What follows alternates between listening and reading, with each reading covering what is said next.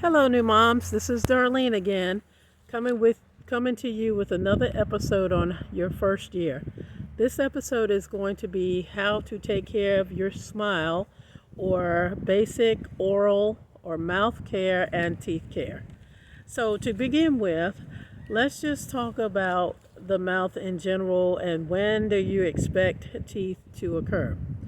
Well, babies can actually, very few of them can be born with either an isolated tooth or a couple of teeth. And these are called natal, Natal teeth. A lot of times the natal teeth are loose and may need to be removed.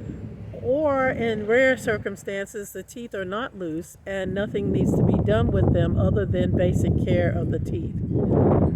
Then, after the ones that are born with the natal teeth, very rare you will have a newborn baby, or I should say an infant, that will develop teeth within the first 3 months of life. But the average age of onset of teeth development is 6 months of age, and the latest usually can be beyond the first year of life, but that is really prolonged. Okay, so how do you know when your baby is teething? There are many signs and symptoms of teething, and some of them occur long before the first tooth appears. So, what are they? What do they include? Okay, drooling. Your baby may be a spitter, but when teeth are starting to come, and this may be up to 2 months or more before the teeth actually pop through, your child will have increased drooling. During this time, it is important to protect the skin that's affected by the drooling, that is in the neck folds and on the chest. If you are using bibs, please change them frequently because moist cloths close to the skin can cause not only irritation but skin breakdown.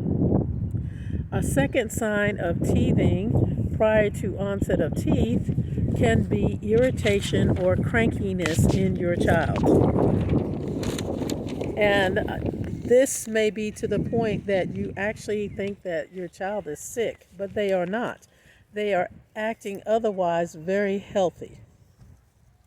The next thing that is a sure sign of teeth about to come through would be swelling of the gums or the presence of what we call a tooth bud. So the most common area where teeth first occur would be in the front. The front one or two teeth in the center, what we call the central incisors. And it may occur either on the bottom, which is the mandibular surface, or the top, the maxillary surface. Sometimes, and very rare, the teeth beside the central teeth, what we call the lateral incisors, may erupt prior to the central incisors. Another sign of teething in infants is chewing. They may have increased chewing on objects, and this is to decrease the discomfort that is caused by the pressure of the teeth erupting through. So, what should you do when your child is teething? You may do one of several things. You can massage or rub the gums, but please make sure you're using a clean finger or a clean washcloth in the mouth. You may offer your child a teething ring, and the best teething rings would be either a firm rubber teething ring or one that you can make cool. Please, I know teething rings, some of them are where you can freeze them. Keep in mind that frozen objects against the skin or against the gums may actually cause discomfort instead of soothing your infant. So it is better that it is cool and not frozen. Just again, remember to dry the skin when there is drooling to keep the skin healthy and intact. And last but not least, if your child is in a lot of discomfort, because there is pain associated with swelling, Once the tooth breaks through the gums, there is no longer pain. So you may give like an occasional dose of acetaminophen or ibuprofen. If you give ibuprofen, make sure you give it with food so that you do not cause irritation to the gastrointestinal tract or the stomach. Okay, now let's talk about actually cleaning the mouth. You should start cleaning your infant's mouth from day one. Once your child is born and in the world, the mouth should be cleaned, and it is recommended that you clean the mouth after every feeding, whether it is breastfeeding or formula feeding. Please clean the mouth with just a washcloth and water. That is the only thing that is needed until the first tooth pops through. Once you have an eruption of the tooth, you may use a soft bristle toothbrush or a finger brush. Looks like a rubber that you put over the finger, but it's got bristles on it. And you can use this throughout the first year of life.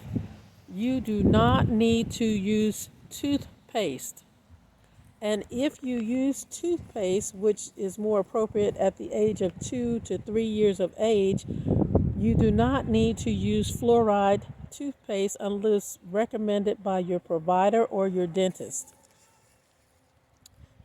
All right, guys, I hope this information is helpful to you. If you have, before I forget, when should you see a dentist?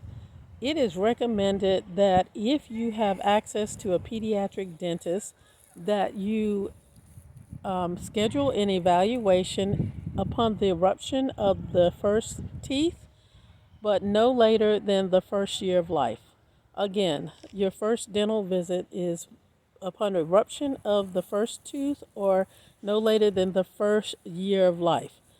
Okay, I hope this has been helpful to you. Please, if it has, give it a thumbs up. If you're not subscribed to this station, please subscribe to the station. And please share this with others who may benefit from this. Thank you. Have a great day.